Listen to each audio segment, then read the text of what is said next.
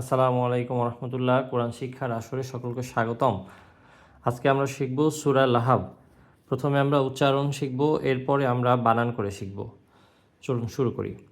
আউযু বিল্লাহি মিনাশ শাইতানির রাজীম।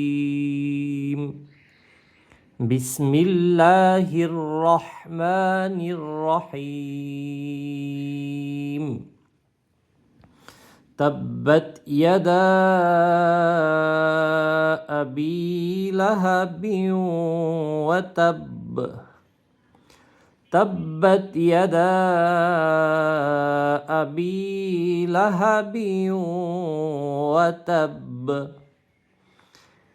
تبت يدا أبي لهب وتب. ما أغنى عنه ماله وما كسب. ما أغنى عنه ماله وما كسب. ما أغنى عنه ماله وما كسب. سيصلى نارا ذات لهب. سيصلى نارا ذات لهب. سيصلى نارا ذات لهب. وامرأته حمالة الحطب. وامرأته حمالة الحطب.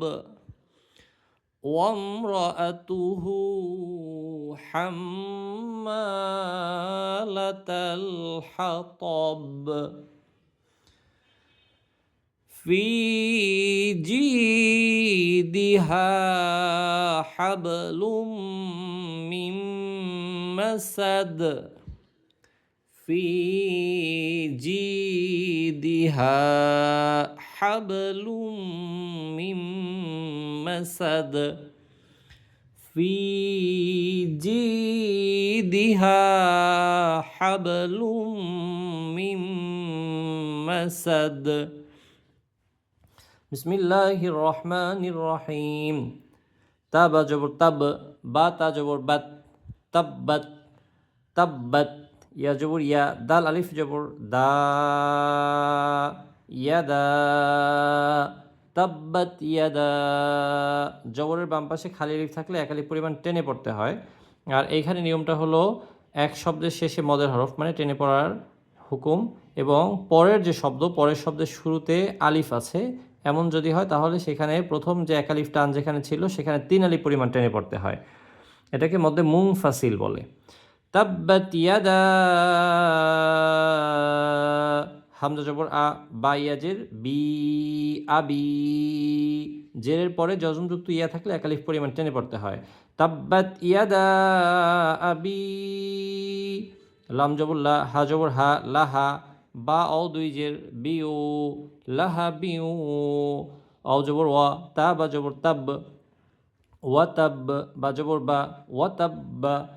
تبت يدا أبي لهب وتب.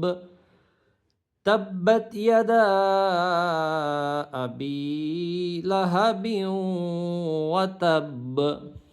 মিম আলিফ জবর মা, হামজা গইন জবর আগ, নুন খারা জবর না, মা আগনা। মা তিনেরই পরিমাণ টান দেবো, কারণ মা একটা শব্দ এবং আগনা একটা শব্দ, এক শব্দের শেষে মদের হরফ মানে জবর পরে খালি আলিফ আছে, টেনে পড়ার হুকুম। এবং পরের যে আগনা এই শব্দের শুরুতে আলিফ আছে, এমন যদি হয় তাহলে আমরা তিনের পরিমাণ টেনে পড়ব। মা আগনা, মা আগনা। আইন নুন জবর আন, হা পেশ হু, আনহু। মা আগনা আনহু আনহু আন নুনটাকে স্পষ্ট রাখবো, গুণনা করবো না, কারণ হা হইল ইজহার হরফ। ইজহার হরফ 6টি, হামজা, হা, আইন, হা, গইন, খ, এই 6টি হরফের কোনো একটি হরফ থাকলে গুণনা ছাড়া স্পষ্ট করে পড়তে হয়। আনহু মা আগনা আনহু, মিম আলিফ জবর মা, লাম পেশ লু, মালু, হা উল্টা পেশ হু, মালুহু মা আগনা আনহু মালুহু। অ জবর ওয়া, মিম আলিফ জবর মা, ওয়ামা, কাফ জবর কা, সিন জবর সা, কাসা, বা জবর বা, কাসা বা, মা আগনা আনহু মালুহু ওয়ামা কাসাব, মা আগনা আনহু মালুহু ওয়ামা কাসাব। এখানে কা সা বা হওয়ার কথা, কিন্তু শেষ হরফ যেখানে আমরা থামবো, শেষ বর্ণটাকে আমরা শুধু হরফটা উচ্চারণ করব, জবরজের পেশটা উচ্চারণ করব না। এই জন্য কাসাব। আর বা হলো কলকলার হরফ, কফ, তোয়া, বা, জিম, দাল, এর উপর যদি থাম হয় তাহলে কম্পন হয়, কাসাব কাসাব এমন। মা আগনা আনহু মালুহু ওয়ামা কাসাব। সিন জবর সা, ইয়াস, সদ জবর ইয়াস, সায়াস, লাম খারা জবর লা, সায়াসলা, নুন আলিফ জবর না, সায়াসলা না, লা খারা জবর আছে এই জন্য টান হবে, না জবর উপর খালি লিফ আছে এই জন্য টান হবে। র আলিফ দুই জবর রন হওয়ার কথা, কিন্তু এখানে পরের যে শব্দ জাল আছে, জাল থাকার কারণে এখানে ইকফা হবে, গুন্নাহ করে পড়তে হবে। সায়াসলা নারং, রং জাতা, জাল আলিফ জবর জা, জাল এক লিফ টান দেবো, কারণ জাল হরফটা আবার নরম করে উচ্চারণ করবো, জিহ্বার আগা সামনের উপর, দুই দাঁতের আগার সাথে লাগে, জা তা, তা জবর তা। সায়াসলা নারং জাতা, লাম জবর লা, হা জবর হা, লাহা, বা দুই জের বিন, লাহা বিন, থামলে লাহাব। সায়াসলা নারং যাতা লাহাব, সায়াসলা নারং যাতা লাহাব। অ মিম জবর অম, র জবর র, অম র, হামজা জবর আ, তা পেশ তু, আতু, হা উল্টা পেশ হু, অম র আতু হু, অম র আতু হু, হু এখানে টান দেবো, হাই উল্টা পেশ আছে এই জন্য। ওমরাতুহু।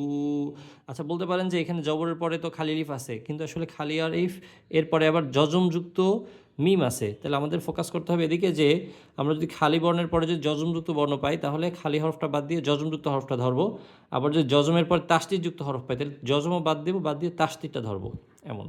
ওমরাতুহু, হা মিম জবর হাম, মিম আলিফ জবর মা, হাম্মা, মনে রাখবেন মিম আর নুন হরফে তাসদিদ থাকলে ওয়াজিব গুণা, গুণা করে পড়বেন, হাম্মা। লাম জবর লা, তা লাম জবর তাল, লা তাল, হা জবর হা, ত জবর ত, হা ত, বাজের বি, হা ত বি।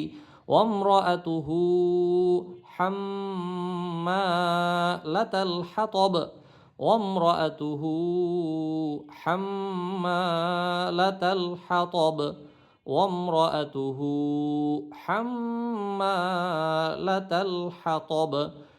ফা ইয়াজের ফি, জিম ইয়াজের জি, ফি জি, দুইটাই টান হবে, কারণ ফা ইয়াজের ফি, ফায়ের নিচে আছে জের, ইয়ার উপরে আছে জজম, জেরের পর যজমযুক্ত ইয়া থাকলে একালিপ টেনে পড়তে হয়, জিমের নিচেও সেম জের আছে, ইয়ার উপরে আছে যজম, এই জন্য দুইটাই টেনে পড়বো। ফি জি, দাল জের দি, ফি জি দি, দাল জের দি, এটাই আবার টেনে পড়বো না, কারণ শুধু জবর জের পেশ থাকলে ওইখানে তাড়াতাড়ি করে পড়তে হয়। ফি জি দি, হা লিফ জবর হা, ফি জি দি হা, হা বা জবর হাব, লাম মিম দুই পেশ লুম, হাবলুম, মিম মিম জের মিম, হাবলুম মিম, মিমে গুণা করবো, পরের মিমও গুণা করবো, হাবলুম মিম, মিম জবর মা, সিন জবর সা, মাসা, দাল দুই যে দিন, মাসাদিন। ফি জি দিহা হাবলুম মিম মাসাদ, হাবলুম, হাবলুম, হা কণ্ঠনালীর মাঝখান থেকে উচ্চারিত হবে হাবলুম।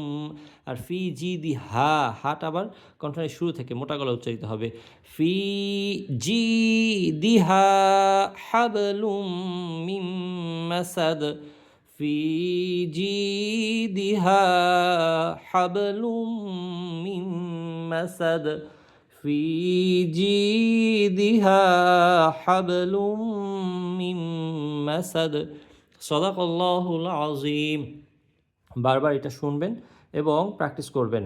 শুনতে শুনতে ইনশাআল্লাহ আপনার ঠিক হয়ে যাবে। এবং আপনার কোনো বন্ধু যদি এমন হয় যে কিনা পারে না, অথবা সহপাঠী যদি এমন হয় যে কিনা শুদ্ধ করে এটা বলতে পারে না, তাকে একটু শেয়ার করে দিবেন যাতে করে সেও শুদ্ধ করতে পারে। ধন্যবাদ। আসসালামু আলাইকুম।